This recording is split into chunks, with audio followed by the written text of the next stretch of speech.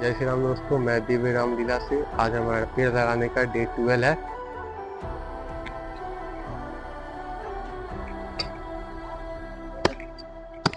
जय श्री राम दोस्तों, आज हमारे पेड़ लगाने का डे 12 है और मैं दिव्य रामलीला के तरफ से छोटू जो अपने देश के लिए एक पेड़ लगाने जा रहा हूँ।